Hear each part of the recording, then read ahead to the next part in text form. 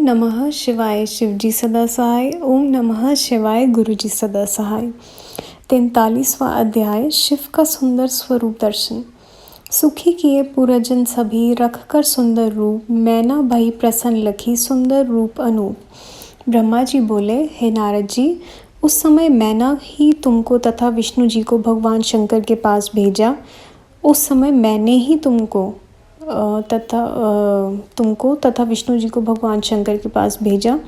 तुम वहां जाकर उनकी स्तुति करने लगे। अंतर्यामी भगवान शंकर ने प्रसन्न होकर अपना सुंदर एवं अद्भुत स्वरूप बनाकर आपको दर्शन दिए। तब आप प्रसन्न होकर मैना के पास मीन्स पार्वती जी की मॉम के पास भागते हुए आए। आकर मैना से बोले, हे मैना जी, अब चलकर भगवान शंकर के दर्शन करो। कितने सुंदर एवं उत्तम स्वरूप हैं। अभी वह आपके घर ही आ रहे हैं। यह सुनकर हिमाचल की रानी आपको साथ लेकर वहां गई। तब मैना को परम आनंददायक शिव के दर्शन हुए। वह करोड़ों सूर्य के समान प्रकाशवान, अंग उपांगों से सुंदर भड़कीले वस्त्र तथा रत्न जटिताभूषण धारण किए हुए, सुंदर मुख कमल में मंद मधुर मुस्कान करते हुए, श्वेत वर्ण के शरीर वाले प्रसन्नचित सुंदर वृषभ पर सवार होकर आ रहे हैं। उनके विशाल मस्तक पर चंद्रमा सुशोभित है। विष्णु आदि देवता सेवा करते आ रहे हैं। सूर्य ने उनके सिर पर छत्र धारण कर रखा है। चंद्रमा आभूषणों को शोभित कर रहा है। गंगा यमुना चंवर ढुला रही है। आणी आदि 8 सिद्धियां सामने होकर नाच रही हैं। इस प्रकार पधारते हुए भगवान शंकर के पीछे सुंदर एवं अनेकों रूपों वाला गण सिद्ध मुनि देवता जय जयकार करते आ रहे हैं। विश्वावसु अप्सराओं के साथ शिव के आगे गाते हुए चल रहे हैं। ब्रह्मा जी बोले, तब तो मैना चित्र लिखित सी होकर क्षण भर अवाक हो गई। फिर बोली, हे मेरी पुत्री पार्वती, धन्य हो, तुम्हारे तप के प्रताप से परम कल्याणकारी सदाशिव मेरे घर पधारे हैं। हे भगवान शंकर, मैं बहुत ही अपराध कर बैठी हूँ, आपकी अतिशय निंदा की है। आप मुझ पर प्रसन्न होकर मुझे क्षमा करें। हे नारद जी, उस समय पूर्व निवासिनी स्त्रियां सभी की सभी घर के कामों को छोड़कर बाहर निकल आई। चक्की पीसने वाली ने चक्की छोड़ दी। पति की सेवा में लगी हुई पति की सेवा छोड़कर भाग आई। कोई तो दूध पीते हुए बच्चे को छोड़कर भाग आई। बछड़ा बांधते हुए किसी ने बछड़ा भी नहीं बांधा। इसी प्रकार के आवश्यक कार्यों को छोड़कर भगवान शिव के दर्शन के लिए दौड़ आई।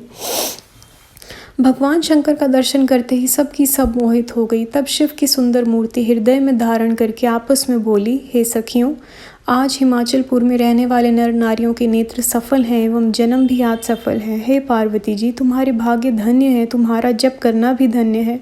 साक्षात भगवान शंकर की पत्नी बन रही हो।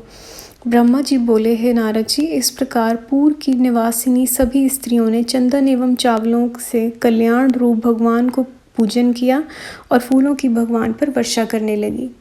44वां अध्याय वर आगमन वर्णन। करी आरती मैन का वर की सहित हुलास, पूजन हिताई शैलजा सब देवन के पास। ब्रह्मा जी बोले, हे नारद जी, इसके बाद भगवान शंकर सबको आनंदित करते हुए गण देवता सिद्ध मुनियों के साथ हिमाचल के घर के निकट पहुंच गए। इधर मैना भी सभी स्त्रियों के साथ मिलकर झटपट घर आ गई। तब भगवान शंकर के लिए आरती सजाने लगी। आरती सज गई, स्त्रियों के साथ मिलकर द्वार पर आई। भगवान शंकर पहुंच गए। उस समय उनकी शोभा करोड़ों कामदेवों के समान थी। सुंदर श्वेत वर्ण, एक मुख, त्रिनेत्रधारी, सुगंधित मालती पुष्पों की माला धारे, रत्न जटित मुकुट, बाजूबंद, मणि जटित कड़े आदि रत्न जटित स्वर्ण के भूषण पहने, नाना प्रकार के व चित्र चमकीले वस्त्र धारण किए, चंदन अगर कस्तूरी से सुगंधित, तरुण स्वरूपधारी, मंद मुस्कान करते हुए स्वर्ण सुंदर भगवान शंकर के इस प्रकार मैना को दर्शन हुए। तब उसकी प्रसन्नता का कोई ठिकाना ही न रहा। प्रथम पार्वती के बताए हुए स्वरूप से भी ये बहुत ही सुंदर स्वरूप मैना को दिखाया।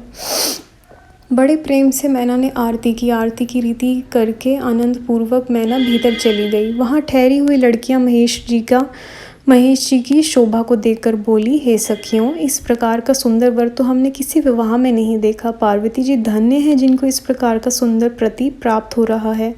ब्रह्मा जी बोले, हे नारद जी, उस समय हिमाचल के घर आनंद ही आनंद था। जिधर देखो उधर मंगल ही मंगल, उत्सव ही उत्सव हो रहे थे। उसके बाद श्री महादेव जी के साथ आए हुए सभी बरातियों को उपयुक्त स्थान रहने के लिए दिए गए।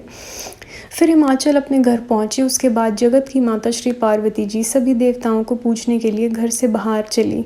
अत्यंत सुहावने नील कमल के समान नयनों वाली मनोहर चितवन भरे कटाक्ष, शुभ मस्तक पर सिंदूर की बिंदु से शोभित, कस्तूरी से अर्चित भाल, कंठ में रत्नों की माला धारण किए, चंदन अगर कस्तूरी केशर रोली सुंदर अंगों में लगाए, लाल लाल चरण कमल उनके ऊपर बजती हुई पैजनियाँ इत्यादि आभूषणों से सुभूषित श्री गिरिजा के दर्शन कर समस्त देवताओं ने सिर झुका झुकाकर नमस्कार किया।